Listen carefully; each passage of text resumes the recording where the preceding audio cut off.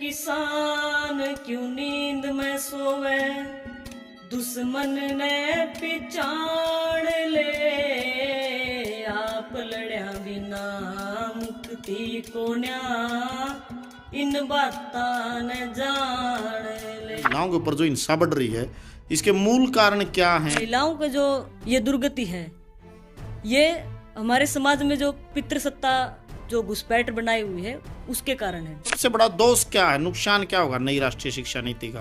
राष्ट्रीय शिक्षा नीति स्टूडेंट्स को शिक्षा से बाहर करने का जरिया है। आप खुद भी एक मजदूर परिवार में पैदा हुए, तो ये जातिवाद का असर या जो जातीय उत्पीड़न है, इन घटनाओं को आप किस नजर से देखती हैं? मेरे हिसाब से जो सभी जो घटनाएं हैं समाज में, जातिवाद हो गया, महिला हिंसा हो गई, सब जो है वो एक दूसरे से जुड़ी हुई है। कहीं मैं समझती हूँ कि जो दौर अंग्रेजों के टाइम का था, उससे भी काफी खतरनाक दौर में आज समाज खड़ा है।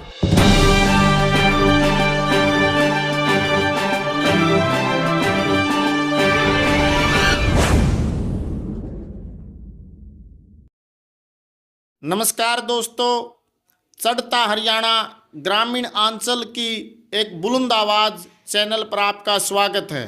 मैं कुलदीप सिंह आज फिर आपके बीच मुखातिब हूँ एक और शख्सियत के साथ।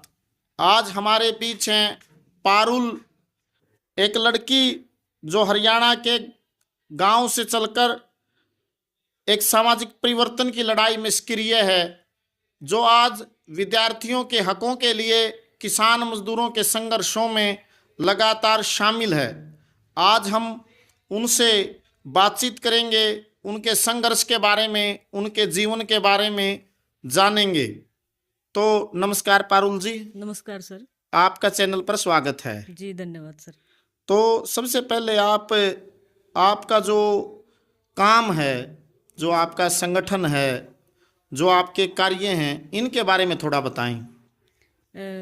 सर मेरा नाम पारुल है और मैं हाल फिलहाल हरियाणा के गांव पेटवाड़ में रह रही हूँ, हिसार में।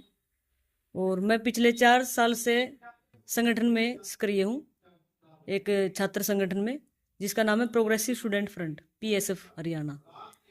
और संगठन की एक्टिविटी यही नहीं है कि भाई संगठन अगर छात्रों का है तो वो सिर्फ छात्रों के मुद्दे पर ही लड़ेगा।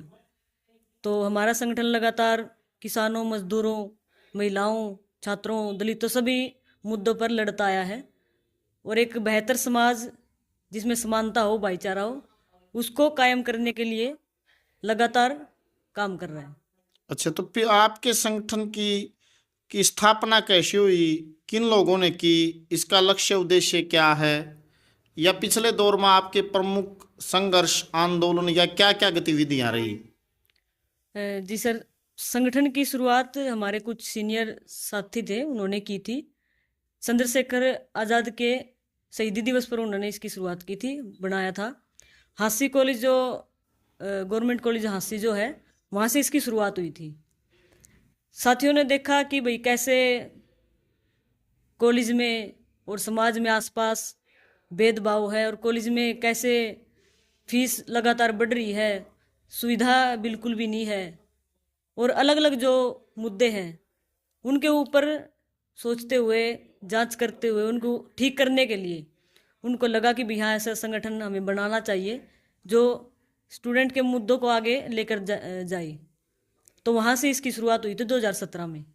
तो तब से लेकर आज तक संगठन लगातार स्टूडेंट्स के मुद्दों को मुख्य लेकर चल रहा है और अलग अलग मुद्दों पर भी काम कर रहे हैं। आपकी प्रमुख गतिविधियां या आंदोलन कौन से रहे? जैसे पिछले 8 साल से तो आपका संगठन सक्रिय है। जी सर, प्रमुख गतिविधियों में सर लगातार 2017 से ही जो भी आज तक हमने अपने आसपास देखा है, किसान आंदोलन हुआ है, और जो नई शिक्षा नीति के खिलाफ बहुत बड़ा दिल्ली में जो आंदोलन हुआ अब तक भी चल रहा है, और भी समाज में जो हमारे आसपास, जैसे हरियाणा में सबसे ज़्यादा होते हैं दलितों के बहिष्कार जो गाँव से हो रहे हैं उनमें, और फीस बढ़ोतरी के जो कॉलेज यूनिवर्सिटी में जो मुद्दे हैं, स्टूडेंट्स के जो मुद्दे हैं और आसपास के जो भी मुद्दे हैं, उनमें हम सक्रिय हैं।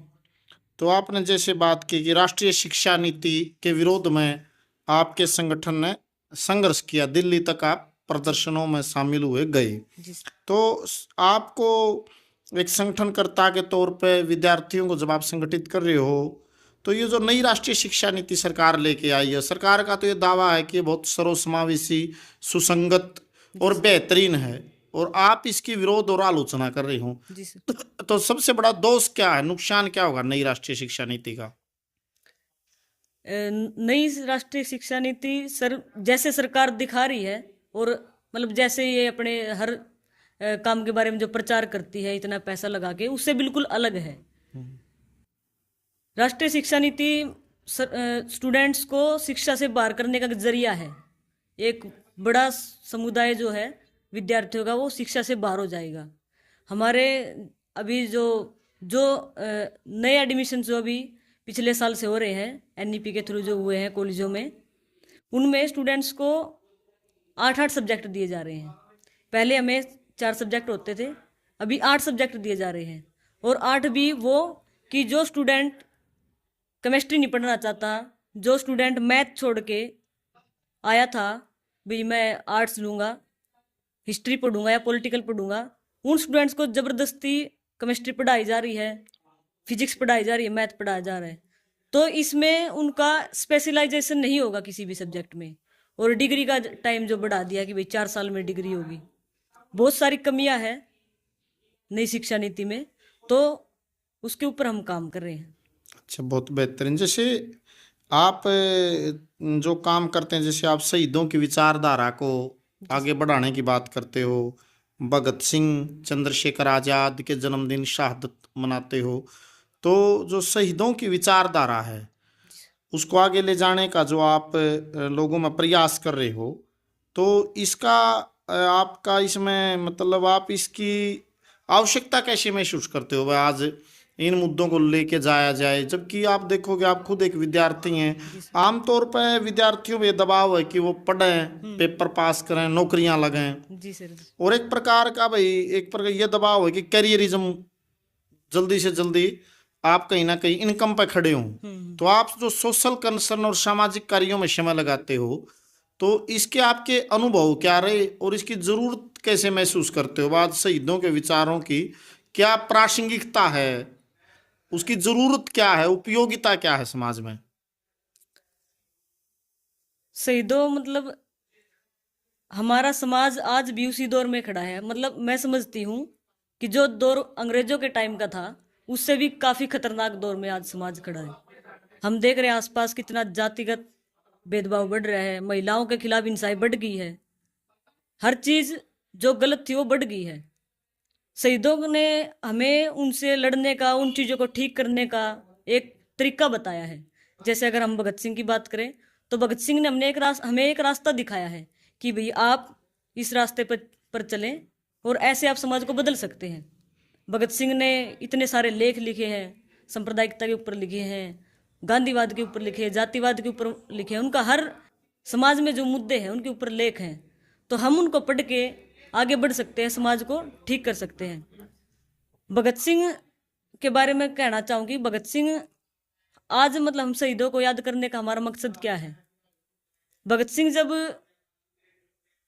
भगत सिंह थे तो वो भगत सिंह जो करतार सिंह सराभा थे उनको बहुत मानते थे, और करतार सिंह सराभा की एक फोटो अपने जेब में भी रखते थे। तो करतार सिंह सराभा जो 19 साल की उम्र में शहीद हो गए थे, और भगत सिंह ने भी 21 साल की उम्र में, 23 साल की उम्र में शहीद होके उनका एक जो परंपरा थी वो आगे बढ़ा दी। और उन्होंने जो भगत सिंह जेल में रहते हुए अपने लास्ट टाइम में जो लेनिन को पढ़ रहे थे, तो जो लेनिन का आखिरी पेज उन्होंने पढ़ा तो उस पेज को मोड़ के गए थे। तो मैं इसके ऊपर यही समझती हूँ कि भगत सिंह ने हमें यही संदेश दिया है कि भाई जैसे भगत सिंह ने करतार सिंह सराभा की तरह अपनी जवानी में शहादत देके उस परंपरा को आगे बढ़ाया है, इसी तरह हमें ये बता के गए कि जो पेज वो मोड़ के गए हैं वो हमें पलटना है। तो इसलिए हमें शहीदों की जो विचारधारा है, जो विचार है, उनके ऊपर चलना पड़ेगा। आज के दौर में ये ज़रूरी है, इससे अलग हमारे पास कोई रास्ता ही नहीं है कि हम आज के टाइम में स्टूडेंट्स को कैसे भटका रहे हैं कि भाई कैरियरिज्म बहुत ज़्यादा प्रेशर है हर तरफ से कि भाई आप नौकरी लो, नहीं आप सरवाइव नहीं कर पाओगे समाज में, ये नहीं कर पाओगे, वो नहीं। लेकिन अगर मैं कुछ भी नौकरी ले लूँ या किसी भी बड़े पद पर पहुंच जाऊं, अगर उसी समाज में वही जातिवाद, वही महिलाओं के खिलाफ हिंसा, वही सब कुछ है, तो मैं कहाँ सरवाइव कर पाऊंगी उस समाज में। तो आज की मैं समझती यही है कि हमें शहीदों के विचारों को लेकर आगे बढ़ना चाहिए और जो सिस्टम में जो खराबी है उसको ठीक करते हुए एक बेहतर समाज बनाने की ओर बढ़ना चाहिए। बिल्कुल, आपने शहीदों के जो सपने थे उनके पूरा करने की तरफ हमें आगे बढ़ना चाहिए। इस ख्वाब आप लगातार आगे बढ़ रहे हो, बहुत बेहतरीन बातें हैं। आपने दो बातें की अपनी बातचीत में। एक तो आपने बात की महिलाओं के साथ जो उत्पीड़न की घटनाएं हैं, जी और दूसरी जो आपने जातिवाद की बात की, जो जैसा होना नहीं चाहिए समाज में। तो पहले थोड़े इस सवाल पर बात करते हैं। जैसे आप खुद भी एक लड़की हो, हाँ जी। तो जो पिछले दौर में आप जो लड़कियों पे हिंसा है, चाहे वो मतलब जन्म से ही लड़की का जन्म लेना ही परिवार में एक बात होती है बहुत सी जगह, मतलब नहीं चाहते तुलनात्मक रूप से लड़का और लड़की में, तो हर कोई ये चाहता आमतौर पर मेरा लड़का हो। जी तो वहाँ भेदभाव से लेकर फिर कॉलेज में जब लड़की पहुँचती है तो जो छेड़खानी है, या फिर आप देखो दुष्कर्म, रेप की बड़े पैमाने पर घटनाएं बढ़ी हैं निरंतर। महिला सुरक्षा का सवाल है, वो एक बहुत बड़ा सवाल है। आज आप मुख्य धारा के जब अखबार पढ़ते हैं तो हर रोज कोई ना कोई छेड़खानी की, रेप की घटनाएं निरंतर बढ़ रही है। तो इस सवाल को आप कैसे देखते हैं, जो मतलब आज एक प्रकार के महिलाओं के ऊपर जो हिंसा बढ़ रही है, इसके मूल कारण क्या हैं, ऐसा क्यों है, या फिर इसका क्या हल है, निदान क्या है इस समस्या का? महिला मुद्दा है समाज का एक, मैं समझती हूँ कि सबसे मुख्य मुद्दा है कि भाई महिलाएं जो है वो दुनिया की आधी आबादी है, लेकिन फिर भी उनको जानवर से भी कमतर आंका जाता है आज के टाइम में भी। और सरकार जो जोर शोर से जो नारा लगाती है बेटी बचाओ बेटी पढ़ाओ, उसका कोई मायना नहीं है। उसके ऊपर लाखों करोड़ों रुपए खर्च कर दिए गए, लेकिन उससे कुछ फर्क नहीं पड़ा है। मतलब सिर्फ विज्ञापन पे ही ढिंढोरा पीटा गया, जी बिल्कुल, व्यवहार में नहीं हुआ कुछ भी नहीं। हम्म आप मतलब अगर आप आंकड़े देखोगे तो आंकड़ों में सरकार खुद अपने आंकड़ों में बताएगी भाई महिला हिंसा जो है पिछले 10-15 सालों में कितनी बढ़ गई है। लेकिन वैसे आप विज्ञापनों में देखोगे तो वो दिखाएंगे कि भाई इतना सुधार हो गया है, लेकिन ऐसा कुछ नहीं है। मैं खुद एक लड़की हूँ, हम बचपन से लेके हमारे घर में, फिर कॉलेज में, यूनिवर्सिटी में हम कैसे भेदभाव को सहते आ रहे हैं। हम बसों में जाते तो वहाँ हमारे साथ कैसा वो होता है। हमें सिर्फ एक लड़की होने के नाते ये कह दिया जाता है इससे नहीं होगा, ये तो मतलब है ही कमजोर, इस तरह से। तो महिला मुद्दा जो है बहुत महत्वपूर्ण एक मुद्दा है। और मैं समझती हूँ कि महिलाओं का जो ये दुर्गति है, ये हमारे समाज में जो पितृसत्ता जो घुसपैठ बनाई हुई है उसके कारण है कि लोगों के दिमाग में जो वो सिस्टम इसका फायदा उठाता है। मतलब पुरुष ये नहीं है कि भी पुरुष जो है वो महिलाओं के दुश्मन है। आधी आबादी पुरुष है, आधी आबादी महिलाएं हैं, तो वो दोनों ही इस समाज को लेके चलते हैं। लेकिन सिस्टम एक दूसरे को दुश्मन बनाता है कि भाई महिलाओं का शोषण सिर्फ पुरुष कर रहे हैं और पुरुष उनका दुश्मन है। महिलाओं को भी महिलाओं का दुश्मन दिखाया जाता है, लेकिन ऐसा कुछ नहीं है। ये कारण है सिर्फ जो हमारे समाज में पितृसत्ता जो बैठी है, बचपन से जो महिलाओं के साथ भेदभाव हो रहे हैं, लड़का लड़की में जो बचपनों में भेदभाव शुरू हो जाते हैं, खिलौने से भी शुरू हो जाते हैं कि भाई अगर लड़का है तो लड़के के लिए ले आएंगे ट्रक, ले आएंगे खिलौनों में ट्रैक्टर ले आएंगे, तो और लड़कियों के लिए क्या लाएंगे, गुड़िया ले आएंगे, वो जो किचन का जो सामान होता है वो ले आएंगे, क्योंकि वो सामान जो है आपको एक सीमित दायरे में आप उससे खेल सकते हो। मानसिकता का निर्माण करता है, मानसिकता आपको ये बना देते हैं, ये काम करने भविष्य में। लड़के को ट्रैक्टर इसलिए देंगे क्योंकि वो बाहर जाएगा, ट्रैक्टर घर में तो नहीं चलाएगा, वो बाहर जाके काम करेगा, उससे खेलेगा, गली में खेलेगा। लड़कियों के लिए वो खिलौने हैं जो उसको एक सीमित दायरे में रख दें, तो वहीं से लड़कियों के साथ जो है भेदभाव शुरू हो जाता है। लड़की के जन्म लेने से पहले भी उसकी माँ के साथ जो भेदभाव होता है वो भी मतलब प्रेशर होता है, पुत्र पैदा करना है। बिल्कुल। अभी हमने वो देखा पीछे, अभी खबर आई थी, शायद हरियाणा की है, कि 10 लड़कियों पे 11वां जो लड़का हुआ उसके बाद उन्होंने खुशियां मनाई होगी। हम लोग तो उस महिला का तो 10 बच्चे पैदा करने में जो उसकी शारीरिक क्षति हुई है, उसकी मानसिक, वो कुछ मायने नहीं रखती समाज के लिए। तो एक बहुत बड़ा ये सवाल है। बिल्कुल संवेदनशीलता से बताइए आपने, बिल्कुल जो बातें हैं बिल्कुल सच्चाई। लेकिन थोड़ा एक बात और जानना चाहते थे, आप जैसे यूनिवर्सिटी में पढ़ते हो हिसार जीजेयू में और दूसरी यूनिवर्सिटी कॉलेजों के में, वहाँ एक जो लड़की के लिए कैसा वातावरण है, इसी अगर संदर्भ में बात की जाए तो वहाँ एक लड़की क्या महसूस करती है, या जो लड़कियों की सुरक्षा का जो सवाल है केंद्रीय विषय उभर के आया, तो जैसे अब सुरक्षा तो देखे जाए तो अब घर में भी सुरक्षित नहीं है, नहीं क्योंकि जो बहुत से दुष्कर्म के जो केसेज आए तो उसमें वो लोग हैं जो उसके परिवार, बिल्कुल नजदीकी परिवार, परिवार, रिश्तेदार, रिश्तेदार, परिवार, चाचा ताऊ, तो वो जो वही शामिल है, तो फिर बचोगे भाई कैसे। बिल्कुल और यूनिवर्सिटीज में भी जो प्रोफेसर हैं या सहपाठी हैं या और कोई लोग हैं, तो आज का माहौल क्या है कि लड़की को किस नज़र से देखा जाता है यूनिवर्सिटी कॉलेज में, क्योंकि वो एक पूरा संघर्ष करके वहां तक पहुंची है, बिल्कुल और फिर उसने उसका विरोध कैसे करना है, टैकल करना है, उसको ये खतरा भी हो सकता है भाई मेरी पढ़ाई बंद करवा देंगे, बिल्कुल बिल्कुल। तो वो क्या क्या वहाँ महसूस करती है, फील करती है, उसके बारे में बताएं थोड़ा।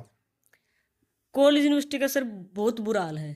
और अगर थोड़ा बहुत अगर जनवादी जो माहौल है कॉलेज यूनिवर्सिटी में, तो वो स्टूडेंट्स के और महिलाओं जो लड़कियां हैं उनके संघर्षों से हुआ है। उसके बावजूद भी बहुत ज़्यादा इतना मतलब खराब माहौल है। जैसे अगर हमारी यूनिवर्सिटी की बात करूँ तो मैं जेजेयू में, गुरु जम्बेश्वर यूनिवर्सिटी हिसार में, वहाँ पर ये हुआ कि एक बार लड़के घुस गए रात को गर्ल्स हॉस्टल में। हॉस्टल में लड़के घुस गए। वाह, अच्छा। और बाद में जब इसकी शिकायत हुई कि वे लड़के घुस गए, यूनिवर्सिटी प्रशासन ने क्या किया कि उनके ऊपर कोई वो नहीं कार्रवाई नहीं की। कार्रवाई, ये उन्होंने ये कहा कि भाई जो लड़के थे वो आउटसाइडर थे, भाई हम उनका कुछ नहीं कर सकते कि भाई आउटसाइडर थे, अगर यूनिवर्सिटी के होते तो हम कुछ कार्रवाई करते।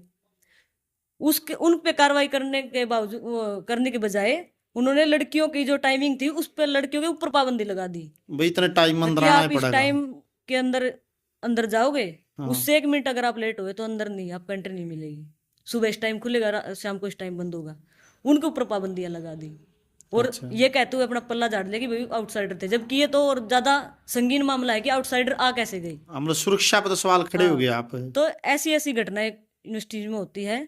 और जो आधी घटनाएं तो वो है जो लड़कियां नहीं बता पाती, या उन प्रोफेसर्स है, कोई लड़का है, कोई भी आसपास से वो जो हिंसा का शिकार होती है, कई बार नहीं बता पाती, तो बहुत सारी घटनाएं तो छुप जाती हैं। तो ऐसे ऐसे माहौल भी कॉलेज यूनिवर्सिटी में चल रहे हैं। तो इसका हल क्या है आपकी नज़र में, जैसे भाई जो मतलब इस समस्या से निजात कैसे पाए, कोई लड़की को कैसे इसको टैकल करे?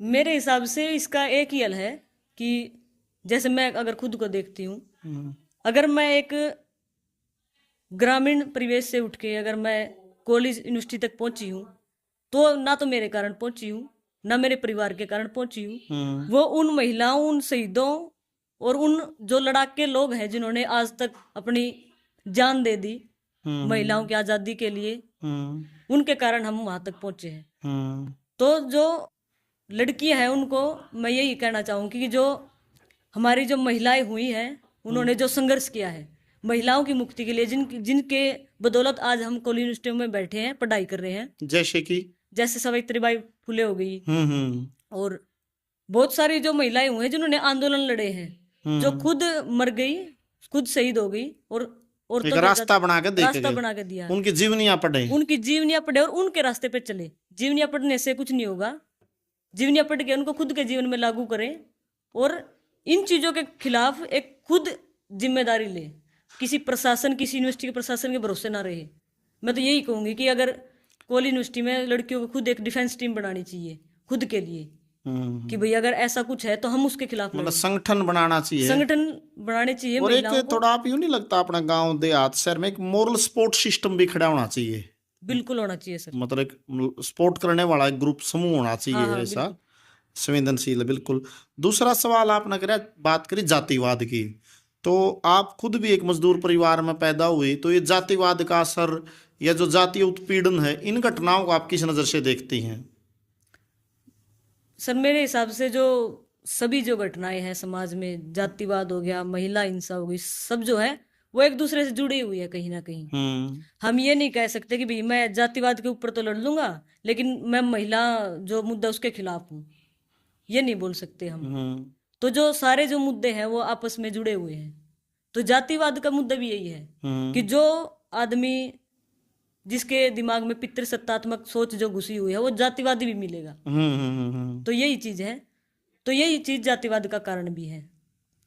हमारे कॉलेज यूनिवर्सिटी में भी जातिवाद मतलब अभी जो हालिया जो खबर आई है कि पिछले 4-5 सालों में यूनिवर्सिटी परिसरों में जो जातिवाद है वो 118% बढ़ गया है। इतने वो जो मुद्दे जो बढ़ गए हैं।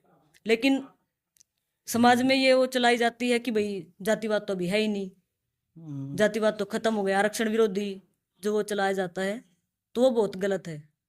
हमें देखना चाहिए कि कैसे जो घटनाएं कम नहीं हुई है बल्कि बढ़ गई हैं, संगीन घटनाएं और हो जाती हैं। कुछ ऐसी घटना मतलब पहले कुछ घटना हुई कि भाई इनका पता लग गया, इतनी घटनाएं होती कि कुछ का पता भी नहीं लगता। एक चीज और आपने नहीं देखी होगी, जैसे आमतौर पर एक डिस्कशन में एक नैरेटिव मिलता है आमतौर पर, जैसे छोरी गाइट नहीं रह रही जी, मतलब जैसे आप देखोगे भाई ये बहुत पंगे फोन रखे हैं या फैशन कर रहे हैं, मतलब और अश्लीलता में देखो आप भाई पूरे कपड़े नहीं पहनती, और भाई मतलब परिवार की इज्जत का इनका कोई ख्याल नहीं, मर्यादा नहीं।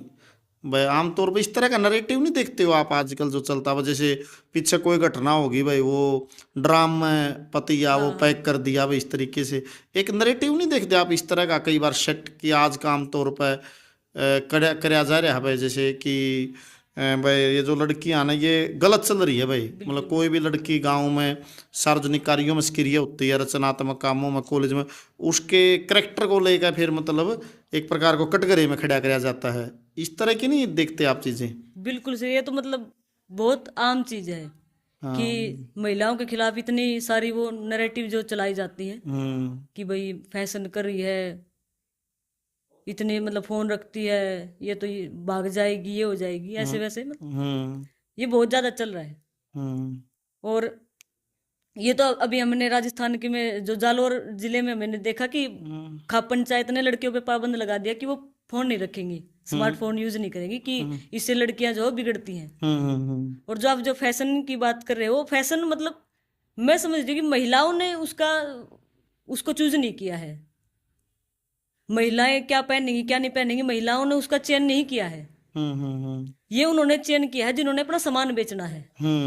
ये पूंजीवाद की देन है कि महिलाएं ऐसे रहेंगी। आप कितने सारे विज्ञापन देख लो, मॉडल बनाए जाते हैं ब्यूटी का, आपने ऐसा दिखना, सुंदर दिखना आपने, वो महिलाओं का चयन नहीं है, कभी भी नहीं रहा। वो एक पूंजीवाद की देन है। इसको थोड़ा यूं भी समझ सकते हैं आप, पूंजीवाद ने महिलाओं को एक कॉमोडिटी में तब्दील कर दिया, वस्तु की तरह वस्तु बना दिया। मतलब जो यूथ का जो दिमाग ट्रेंड करे ना पिछले दौर में, जैसे हिंसा, नशा और एक सेक्स की जो लत देकर वजह, और उस ढंग से वह उसको एक बॉडी को जैसे इस ढंग से दिखाया प्रचार बाजार माध्यमों ने। बिल्कुल दुरुस्त बातें हैं। अच्छा, एक बात और मैं आपसे जरूर जानना चाहूँगा कि जैसे आप जनवादी आंदोलनों में काम करते हो, पीएसएफ आपका ऑर्गेनाइजेशन, और दूसरे जनवादी संगठनों में भी जाते हो, वहाँ आप युवा लड़के लड़की इकट्ठे काम करते हो, तो उस वातावरण में आपको कैसा महसूस होता है? आप बाहर भी जाते हो, प्रदर्शनों में आप भगत सिंह की किताबें पढ़ते हो, क्रांतिकारी गीत गाते हो, ये दुनिया एक तो ये जो आंदोलनों की, और एक दूसरी जो गांव की या जहाँ से आए हैं वो दुनिया, ये दो दुनिया नहीं नजर आती है आपने? जैसे ये चीजें यहाँ वहाँ कैसा फील करते हो आप आंदोलन में अपने साथियों के बीच?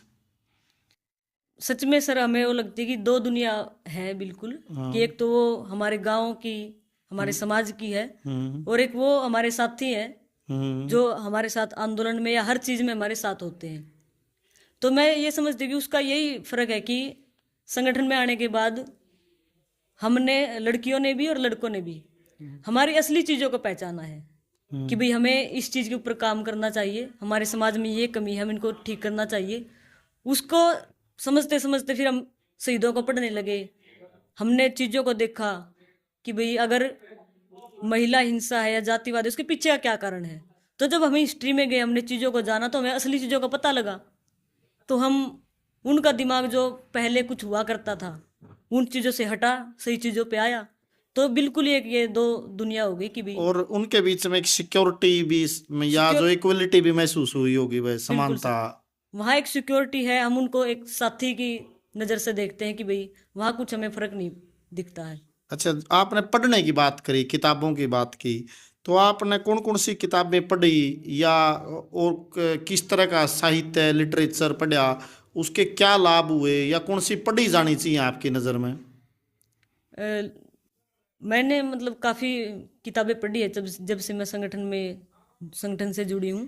भगत सिंह के लेख मैंने पढ़ा है, अंबेडकर को पढ़ा है, पेरियार को पढ़ा है, सावित्रीबाई फुले को पढ़ा है, और बहुत सारे जो कहानियाँ, जो नोवेल, जो आंदोलनों पर लिखे गए उनको पढ़ा है।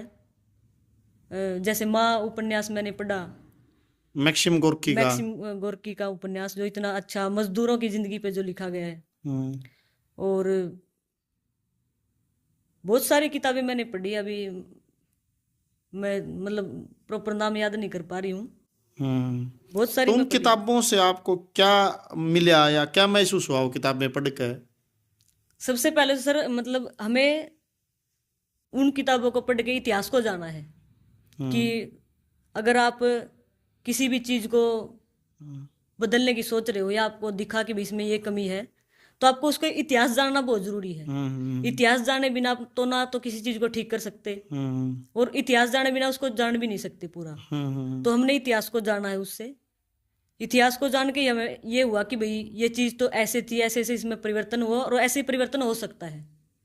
तो इसलिए हम समाज को बदलने की भी बात करते हैं कि भाई हमारा समाज कभी कबीलाई समाज था, फिर दास प्रथा में बदल गया, फिर सामंतवाद में बदला, पूंजीवाद में बदला, अभी इससे आगे भी कोई स्टेज हो सकती है। तो वो हमें इतिहास से ही पता चली।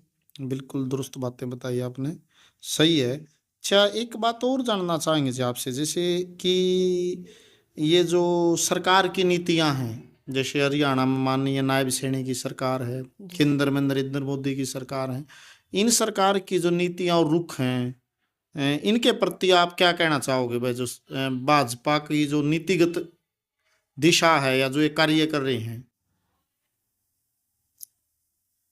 नीतियां तो सर आप देख ही रहे हैं कि सरकार रोज रोज की क्या क्या योजनाएं बना रही है। नई शिक्षा नीति ले आई, और भी कानूनों में कितना बदलाव कर दिया। जो यूएपीए ले आई कि भाई एक आम इंसान को भी आप देशद्रोही बता सकते हो।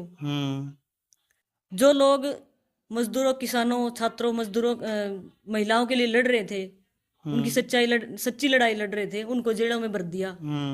5-5 साल से उनको कोई ट्रायल नहीं है उनके ऊपर। तो सरकार की नीति हमें साफ दिख रही है। सरकार ऐसे ऐसे कानून ला रही है। सरकार जो आदमी समाज को बदलने की और एक कदम भी बढ़ रहा है, तो उसको सरकार चाह रही कि वो 4 कदम अपने पीछे हटा ले, मतलब कुचलना चाहती हूँ बिल्कुल लोगों। चीजों को कुचलना चाहती है। और अगर हम भाजपा की बात करें, तो भाजपा जब से मतलब सरकार में है, तो हम देख रहे हैं कि धार्मिक जो उन्माद है, जो नफरत है किसी कम्युनिटी के खिलाफ या किसी जाति के खिलाफ, कितनी बढ़ गई है। बिल्कुल। तो सरकार का ये सीधा सीधा मोटिव है कि भाई जनता को उसके असली मुद्दों से भटका के जो देश का जो सारा संसाधन है, वो 1-2% जो लोग हैं उनको थमा दे, अमीर लोगों को दे दिया। बिल्कुल। तो जैसे आपने बताई भी, जैसे भाजपा धार्मिक कट्टरवाद और सांप्रदायिक उन्माद पैदा करती है, दुर्विकरण। आप जिक्र भी करें, जैसे हिसार में पिछले दिनों आप लोगों ने हस्तक्षेप कराया, जो क्रिसमस मना रहे थे जो चर्च के लोग, वहाँ कुछ लोगों ने आकर डिस्टर्ब करने के इरादे से, उनको टारगेट करने के इरादे से अपना प्रोग्राम करे, और वो उसके बीच में जबरदस्ती हनुमान चालीसा पढ़ेंगे, एक सांप्रदायिकरण और एक बिल्कुल झगड़ा करने की जो पूरे देश में ही हुए चर्चों में। तो वो क्या घटना थी और आप उसको कैसे रोक पाए, वो थोड़ा बताइए। ये घटना थी सर कि जैसे 25 दिसंबर को जो क्रिसमस डे होता है, तो हिसार में जहाँ चर्च है उसके सामने एक क्रांतिमान पार्क है, और विश्व हिंदू परिषद और बजरंग दल के लोगों ने वहां एक 25 दिसंबर को एक कार्यक्रम रखा। उसके बैनर वगैरह पूरे शहर में लगाए, झंडे वंडे सारे शहर में लगा दिए। और जबकि जिस जो कोई महर्षि था, कोई, मैं उसका नाम याद नहीं कर पा रही, उसके शहीदी दिवस पे उनको ये प्रोग्राम रखना था। लेकिन उनका शहीदी दिवस था 23 दिसंबर को। लेकिन उन्होंने 23 दिसंबर को कुछ नहीं किया। और किया अगर करना ही था भाई, चलो मान लो 25 दिसंबर को भी कर लिया। शहर में इतनी सारी जगह, इतने सारे पार्क हैं, कम्युनिटी हॉल्स हैं, धर्मशालाएं हैं, वहां नहीं किया, चर्च के सामने ही प्रोग्राम कर रहे हैं। तो हिसार में मतलब हमेशा ऐसे ये रहा कि हिसार में एक ऐसा कम्युनिटी, एक ऐसा ग्रुप है लोगों का जो संगठनों में काम कर रहे हैं, और जो जिनकी थोड़ी प्रगतिशील विचारों से को जो मानते हैं कि भाई अगर शहर में कुछ भी ऐसा कुछ हो रहा है तो उसके खिलाफ एकदम खड़े हो जाते हैं। तो हमने ऐसे हमने 25 दिसंबर से 3 दिन पहले हमने एक मीटिंग की, उसमें हम भी शामिल हुए, हमारा संगठन। मीटिंग में हमने ये फैसला लिया कि भाई हम इसकी शिकायत डीसी एसपी को सभी को देंगे, और उनको शिकायत दे, हमें उन पर भरोसा नहीं है बिल्कुल भी है कि अगर वो काम करते तो ऐसा होता ही नहीं। तो हम उनको औपचारिक रूप से शिकायत भी देंगे, लेकिन हम सब मिलके लोग यहाँ एक डिफेंस टीम बना के खड़े होंगे कि भाई ये लोग ऐसा कुछ ना कर पाए। तो ये हुआ भी। वहाँ पर 25 दिसंबर को प्रोग्राम जो होना था, हमने एसपी और डीसी को भी शिकायत दी इसकी कि भाई बिना परमिशन के ये प्रोग्राम कर रहे हैं और चर्च के बिल्कुल सामने कर रहे हैं। तो इनका सीधा सा एक मकसद है कि भाई इनको नफरत फैलानी है यहाँ पर। तो हम वहाँ इकट्ठे हुए 25 दिसंबर को एक डिफेंस टीम बना के। तो उस दिन ये हुआ कि 25 दिसंबर को पूरे देश में हमने देखा कि जैसे उड़ीसा में, मेरठ में घटनाएं हुई कि चर्च के सामने बैठ के लोग हनुमान चालीसा का पाठ कर रहे हैं, ऐसा हिसार में नहीं हो पाया। हिसार में इसलिए नहीं हो पाया क्योंकि हमने वहाँ लोगों ने खुद टीम बना के उसका मुकाबला किया। मतलब एक प्रकार से हिसार में जो उनकी दंगे करवाने की कोशिश थी उसको आपने फेल कर दिया। उसको फेल कर दिया। हिसार का सांप्रदायिक सद्भाव बना रहा, देखो कितनी बेहतरीन अनुकरणीय है। और उनका कोई अनुमान या उनसे भी कुछ लेना देना नहीं, वो तो एक इस्तेमाल करके झगड़ा करवाना कुछ नहीं लेना। अगर उनको करना था तो 23 दिसंबर को था उनका शहीदी दिवस, वो कर लेते, तब करना था उनको। या कहीं और कर लेते तो इनका सीधा मकसद दिखता है। तो इसमें मैं यही समझती हूँ कि जैसे हमने हिसार के लोगों ने, जनता ने जो किया, ऐसे ही सारे देश में भी होना चाहिए कि भाई इनकी जो ये मकसद है कि धर्म के नाम पर नफरत फैलाने की, वो उसको फैल करें। अच्छा, एक बात और जी, जैसे आप कई बार जैसे कार्यक्रमों में क्रांतिकारी गीत गाते हो, रागनियां गाते हो, बहुत बेहतरीन लोगों को प्रेरणा देने के लिए, तो कुछ एक दो मतलब जैसे लाइन या कुछ आप सुनाओ ताकि हमारे दर्शक भी उसको देखें जो आपको पसंद हो। क्रांतिकारी गीत तो बहुत सारे हैं सर। हम ये कोशिश करते हैं कि भाई क्रांतिकारी गीतों और रागनियों के जरिए जनता को जोड़ा जाए, क्योंकि क्रांतिकारी गीतों और रागनियों में एक भावना है कि एक भाषण के जरिए जो ना समझ पाए जनता, वो गीतों के माध्यम से समझती है। तो जैसे कोई एक दो लाइन आप प्रस्तुत कर सको। जैसे किसान आंदोलन के ऊपर जो हमारे अभी उनकी वो गुजर गए रामधारी खटकड़, उनकी एक रागनी है। तो इसकी 2-4 लाइन मैं आपको सुनाती हूँ। हेरे उठ किसान क्यों नींद में सोवे, दुश्मन ने पिछाड़ ले, आप लड़या बिना मुक्ति को न्या, इन बातां न जान ले। तो किसानों को बोल रहे कि भाई इकट्ठे हो जाओ और जो आपके दुश्मन उनको पिछाड़ो। हेर सारा साल खेता में मरता, खून पसीना एक करे, जाडा पाड़ा कीड़ा कांडा, ना किसे किस्म का खोप तेरे, तन पे तेरे पाटे लते, आख्या के मधूल भरे, तेरा नाज मंडी में हंडे, अड़ती उसे नीलाम करे, तेरा नाज मंडी में हंडे, अड़ती उसे नीलाम करे। भाई यो चक्कर से घना कसूता, यो चक्कर से घना कसूता, अपनी जेड़ी ताड़ ले, पलड़िया बिना मुक्ति को न्या इन बातां न जान ले।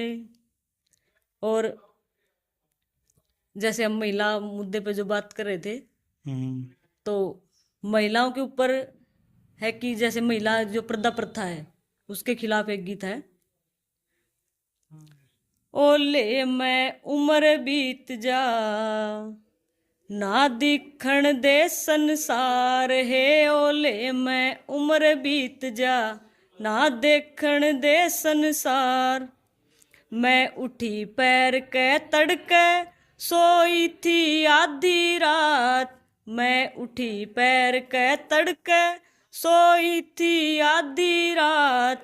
जेवार कुएं पे हो जा मेरे मारण आवे लात है, मैं दाती पल्ली ठाके जब लिकड़ी घर ते बार है। ओले मैं उम्र बीत जा ना देखण दे संसार। इसका जो आखिरी जो पैरा है कि भाई फिर करना क्या चाहिए। आख्या की पाटी तारो करो आपस में इकलास, आख्या की पाटी तारो करो आपस में इकलास। मुक्ति की राही चालो मिटे आपस की तकरार, मुक्ति की राही चालो मिटे आपस की तकरार है। ओले ने तार बगा दो यू शोषण का हथियार है, घूंघट ने तार फेंक दो यू शोषण का हथियार। बहुत बेहतरीन आपने कहा, बहुत अच्छा, बहुत सुंदर विचारों से लैस और अच्छी तरीके से आपने गाया। तो एक आखिरी बात और आपसे करनी थी, ये जैसे जो आज हरियाणा की लड़कियां हैं जो गांव में आगे कॉलेजों में आने की तैयारियां में हैं, या दूसरी महिलाएं या ऐसे लड़के समाज, उनको आप हमारे चैनल के माध्यम से क्या संदेश देना चाहोगे? मैं अपने साथी जो लड़के लड़कियां जो भी आगे कॉलेज या यूनिवर्सिटी में जो एडमिशन लेने की सोच रहे हैं, उनको यही संदेश देना चाहूँगी कि वो कॉलेज यूनिवर्सिटी में आए। मतलब ये जो नैरेटिव चला गया है कि भाई कॉलेज डिग्री करने का क्या फ़ायदा है, ये करने का क्या फ़ायदा है, भाई सेंटरों में जाओ नौकरियों की तैयारी करो नौकरी लग जाओ, तो ऐसा मतलब बहुत गलत नैरेटिव है ये।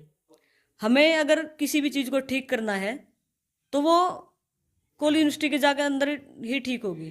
तो मैं उनको यही कहना चाहूँगी कॉलेज यूनिवर्सिटी में आए और कॉलेज यूनिवर्सिटी के माहौल को जनवादी माहौल में बदलने के लिए वहाँ संगठन बनाए, मतलब बेहतरीन शिक्षा हासिल करें, बेहतरीन शिक्षा हासिल करें और जो शिक्षा का जो निजीकरण हो रहा है उसके खिलाफ लड़े, शिक्षा को बेहतर बनाए, शिक्षा को इस ओर ले जाएं कि भाई शिक्षा फ्री हो, सबको उपलब्ध हो, इस मुहिम में शामिल हो। अच्छा, आपने हमें समय दिया और आपका बहुत बहुत धन्यवाद। और सभी दर्शकों से भी अनुरोध है कि वो इन नौजवानों को, लड़के लड़कियों को जो सामाजिक परिवर्तन की लड़ाई में लगे हुए हो, तो एक इस तरह का जीवन भी जिया जा सकता है, ईमानदारी, सच्चाई, आदर्शों का जीवन, इनको सपोर्ट करें, मदद करें। आपका बहुत बहुत धन्यवाद और सभी दर्शकों का भी बहुत बहुत शुक्रिया।